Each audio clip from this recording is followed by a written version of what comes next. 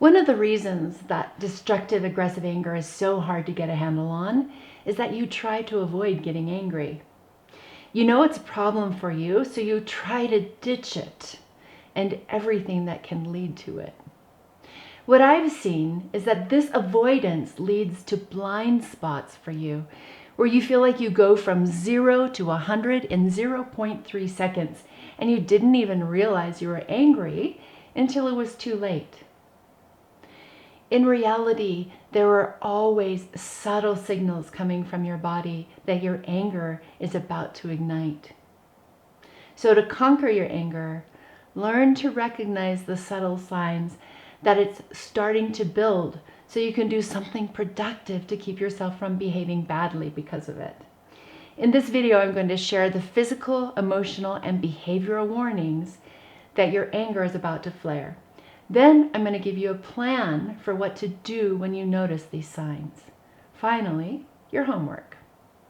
So the physical signs that you might be getting angry could include any or some of the following: clenching your jaw or grinding your teeth, getting a headache or a stomach ache, feeling an increase in your heart rate or noticing a rapid heart rate, sweating, especially in your palms, feeling hot in your face and neck, shaking or trembling, or even dizziness. The emotional signs that you might be getting angry could include any or some of these. You feel like you want to get away from the situation. You're starting to feel irritation. You feel sad or depressed. You feel guilty. You feel resentful. You notice that you're anxious, or you feel like striking out verbally or physically. The things you might not notice yourself doing when you're becoming angry could include rubbing your head, cupping your fist with the other hand, pacing, getting sarcastic, losing your sense of humor, acting abusive or abrasive, craving a drink, a smoke, or some other substance that relaxes you, raising your voice, or beginning to yell, scream, or cry. Did you recognize yourself in any of these early anger signals? If not, start to notice. Sit down after an outburst and reflect.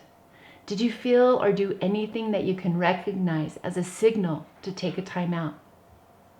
Here's what you need to do now.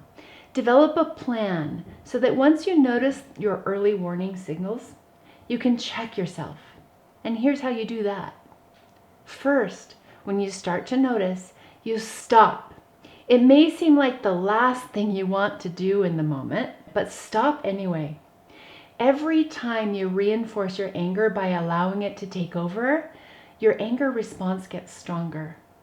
The only way to gain control is to notice and take a time out. Next, remove yourself from the situation. Go outside for a walk, take some breaths. Do what you need to do so you can center yourself again. Calm your body. Give yourself 90 seconds to get your brain regulated again. Distract yourself. So if you can't move or stop, then divert the situation or conversation. Say you need to take some time to figure out what you want to do next. And finally, observe. Slow down and take some time to identify what really happened for you. If your anger gets out of control, it doesn't matter what someone said or did outside of recognizing that that was a trigger. The most important thing for you to do now is to understand how you change the situation in your mind to something where you needed anger to diffuse a perceived threat to you. Here's your homework.